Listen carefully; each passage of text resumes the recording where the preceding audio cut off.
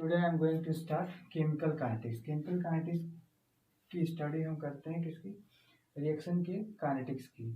तो पहले हम देखते हैं केमिकल रिएक्शन। केमिकल रिएक्शन के रेट को हम दो पार्ट में पढ़ते हैं। एक तो केमिकल रिएक्शन की हम फिजिबिलिटी देखते हैं कि रिएक्शन कब होगा कब नहीं होगा। इसमें हम देखते हैं feasibility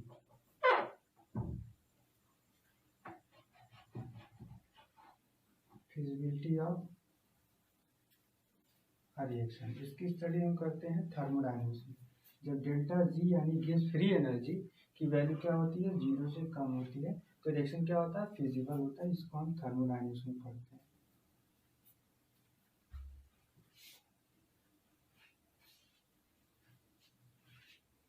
second, chemical kinetics.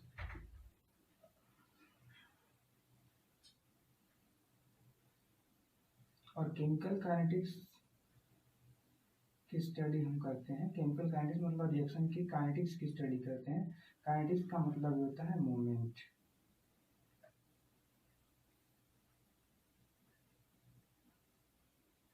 Movement means यानी कि केमिकल के मूवमेंट के बारे में जिसमें हम स्टडी करते हैं उसको हम क्या बोलते हैं, केमिकल काइनेटिक्स बोलते हैं। यानी rate of reaction.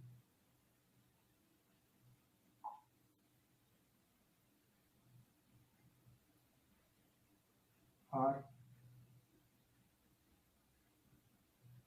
Velocity of reaction, इसकी हम स्टडी करते हैं। तो अभी हम देखते हैं रेट ऑफ, इसके बारे में तो हमें स्टडी करना नहीं है।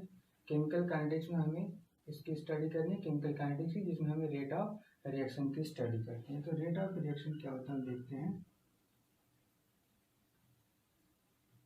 Rate of reaction, rate of reaction क्या होता है, change in concentration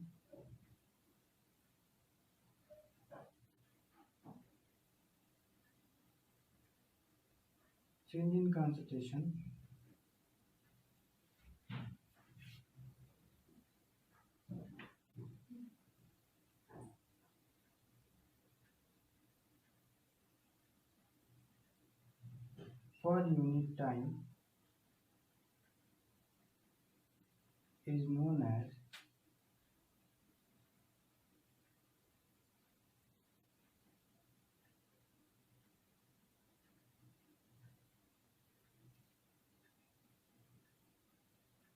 the rate of chemical reaction। ठीक है, इसको हम डिनोट कैसे करते हैं, इसको हम स्मॉल आर से डिनोट करते हैं। और स्मॉल आर मतलब होता है D R upon D T. R क्या है यहाँ पे, आर जो है हमारा रिएक्टेंट है।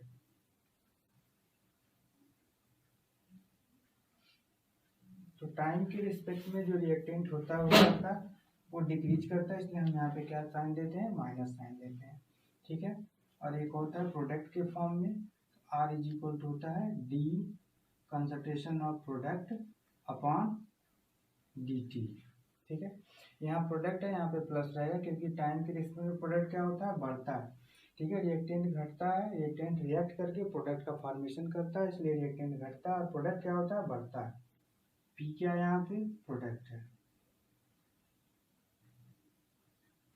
पी क्या है, प्रोडक्ट। ठीक है, अब रेट ऑफ केमिकल रिएक्शन को हम केमिकल रिएक्शन के थ्रू कैसे हम डिटरमाइन करेंगे इसके बारे में बताते हैं आपको।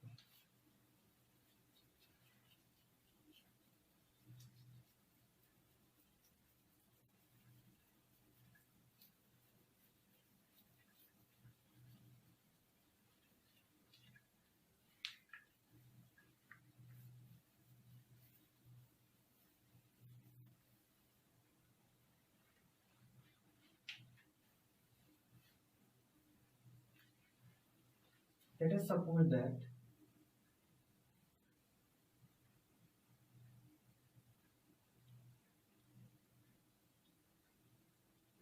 a chemical reaction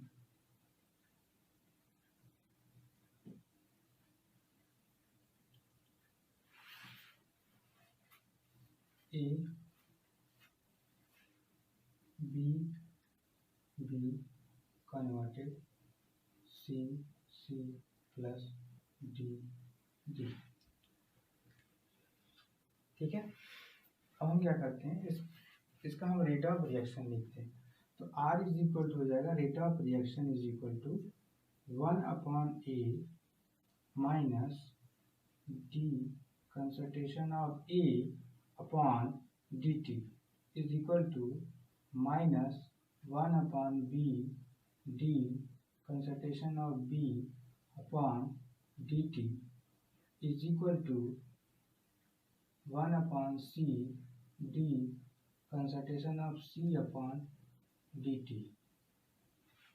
is equal to D concentration of 1/D concentration of D upon dt। ठीक है, ये हमारा क्या है, रेट ऑफ रिएक्शन है। इस फॉर्म में लिखते हैं हम इसको। यहाँ पे देखो, ये जो माइनस है ये इंडिकेट करता है कि जो हमारा रिएक्टेंट है टाइम के रिस्पेक्ट में क्या हो रहा है, डिक्रीज कर रहा है। और ए क्या है, हमारा स्टिक्योमेट्रिक कोफिशिएंट है। हम स्टिक्योमेट्रिक कोफिशिएंट के रेसिप्रोकल से इसमें मल्टीप्लाई कर देते हैं तो हमारा रेट ऑफ रिएक्शन आ जाता है। और यहाँ पे जो ये टर्म है d A upon D t, इसको हम बोलते हैं rate of disappearance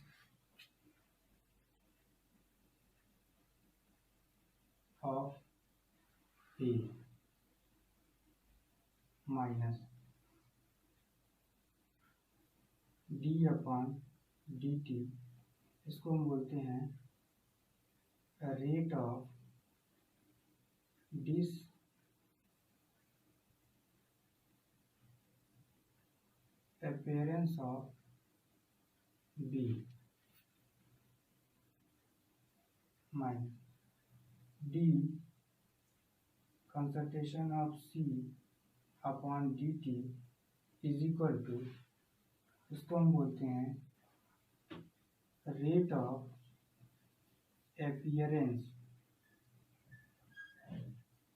appearance of C, या फिर इसी को हम बोलते हैं rate of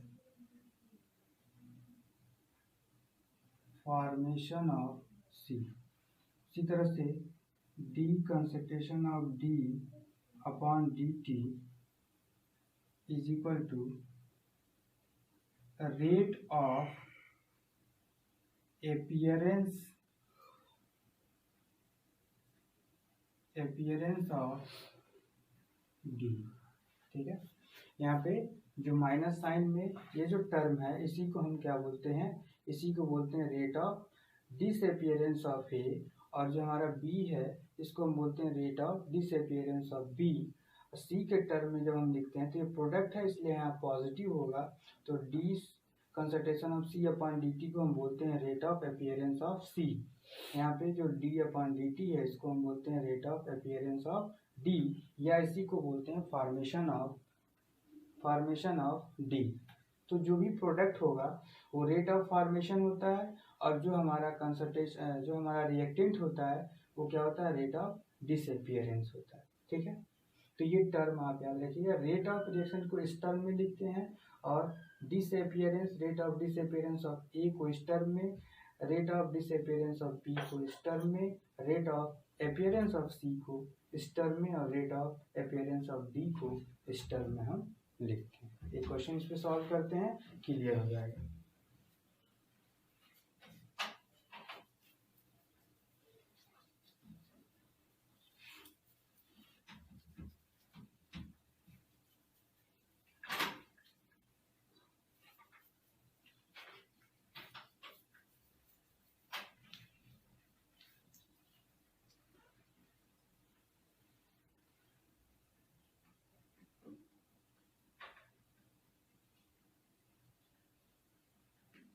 Question: for a given reaction, for a given reaction, N2 plus H2, 3H2, 2NH3.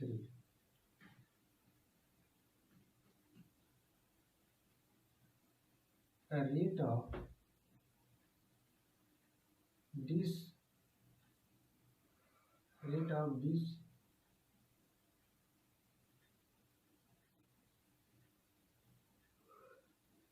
appearance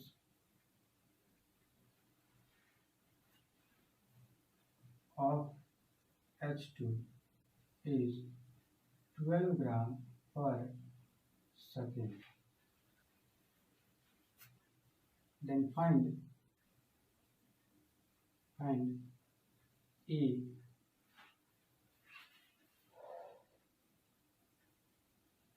rate of reaction, B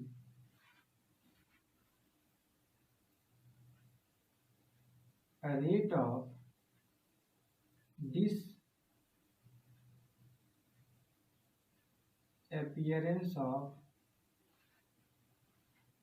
disappearance of N2, C the rate of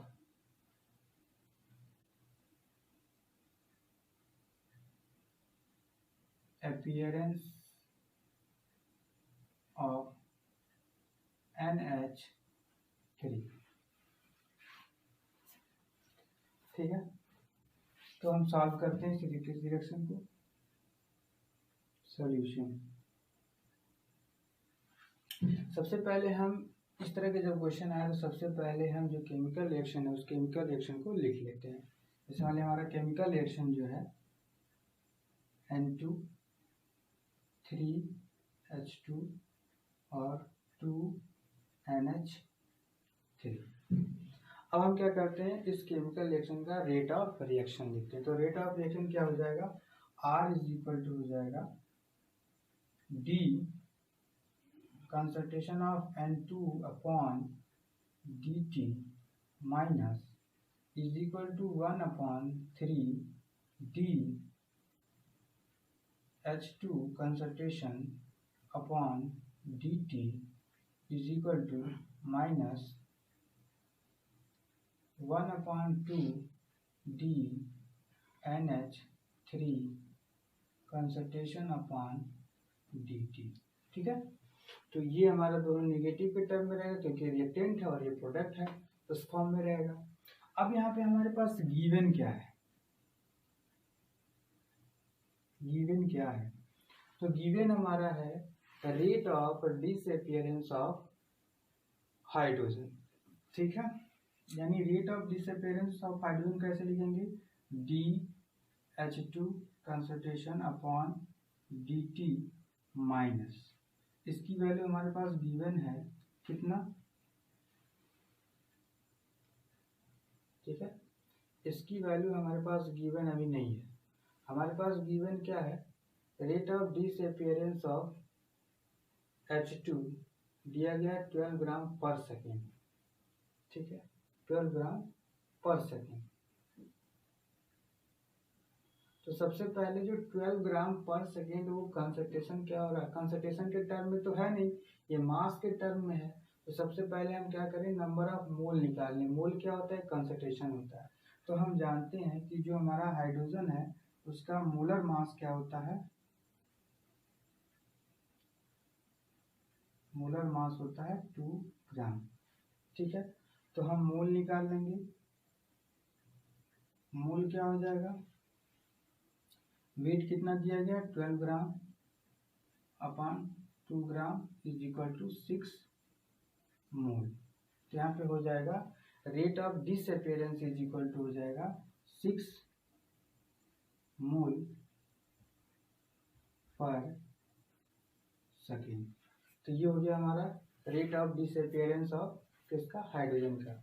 ध्यान रहे, जब भी आपको रेट ऑफ चाहे डिसअपीयरेंस निकालिए या rate of reaction निकालिए, या रेट ऑफ फॉर्मेशन निकालिए, हर एक रेट में हम क्या लेते हैं, मोल पर सेकेंड लेते हैं, मोल पर लीटर लेते हैं। ठीक है, कभी भी हम यहाँ पे मास के टर्म में नहीं लेंगे, क्योंकि मास के टर्म में चेंज नहीं होता, हमेशा कंसंट्रेशन, रेट ऑफ रिएक्शन या रेट ऑफ डिसअपीयरेंस में क्या हमने बताया कि change in concentration with respect to time, यानी टाइम के रिस्पेक्ट में क्या चेंज होता है, कंसंट्रेशन चेंज होता है। तो कंसंट्रेशन हमेशा किस में होता है, मोल में होता है, मोल पर लीटर में होता है या मोल में होता है।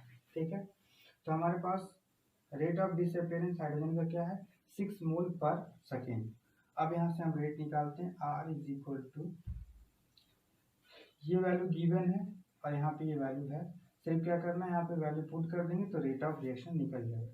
तो क्या हो जाएगा, 1/3 into 6 mole per second is equal to 6/3 is equal to 2 mole per second. ठीक है, तो ये हो गया हमारा रेट ऑफ रिएक्शन। ठीक है, अब हम देखते हैं rate of disappearance. Rate of reaction हमारा हो गया, यानी कि ये हमारा हो गया, ये आंसर आ गया ए का, रेट ऑफ रिएक्शन का। अब हम देखते हैं rate of disappearance of nitrogen.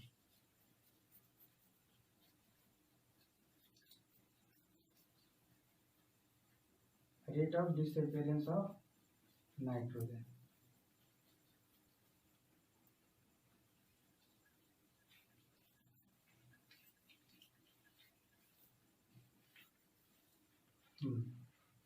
तो अभी हमने रेट ऑफ रिएक्शन लिखा था, तो हमने देखा था R is equal to dN2 upon dt minus is equal to -1/3 dH2 upon dt। ठीक है, इन दोनों टर्म को कोरिलेट करें तो यहाँ से हमारा वैल्यू आएगा, माइनस माइनस कैंसिल हो जाएगा,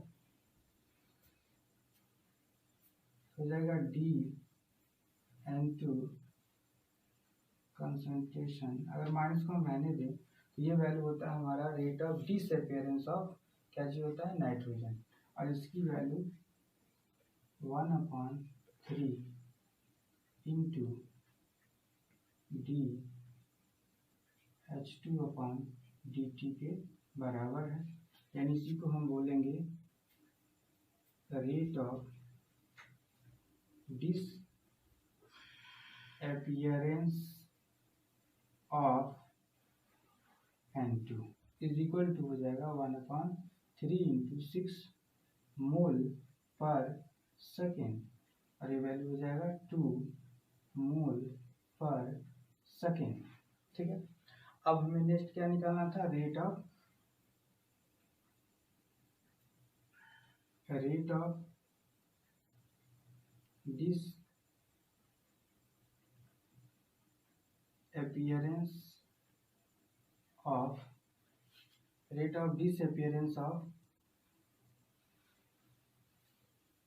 डिसअपीयरेंस ऑफ अमोनिया यानी NH3। तो rate of disappearance of NH3 अगर हम निकालें तो यहाँ पे हमने अभी फॉर्मूले से ही देखा था कि 1/3 minus dH2 upon dt is equal to 1/2 dNH3 upon dt। ठीक है, ये वैल्यू, और इसी को हम बोलते हैं अपीयरेंस ऑफ, क्या चीज, अपीयरेंस ऑफ अमोनिया। तो इस यहाँ से हम सॉल्व करें और इसकी वैल्यू निकालें, यानी कि NH3 अपॉन dt की अगर वैल्यू निकालें तो ये हो जाएगा माइनस, निगेटिव साइन सिर्फ ये इंडिकेट करता है कि टाइम के रिस्पेक्ट में चेंज हो रहा है, न्यूमेरिकल वैल्यू में कभी भी हम निगेटिव को कंसीडर नहीं करते हैं। ठीक है, तो ये 2 इधर जाएगा तो क्या हो जाएगा, 2/3 dH2 upon dt is equal to 2/3 into, इसकी वैल्यू कितनी है, इसकी वैल्यू है 6 मोल पर सेकेंड, यहाँ से हो जाएगा 2/3 इंटू 6 मोल पर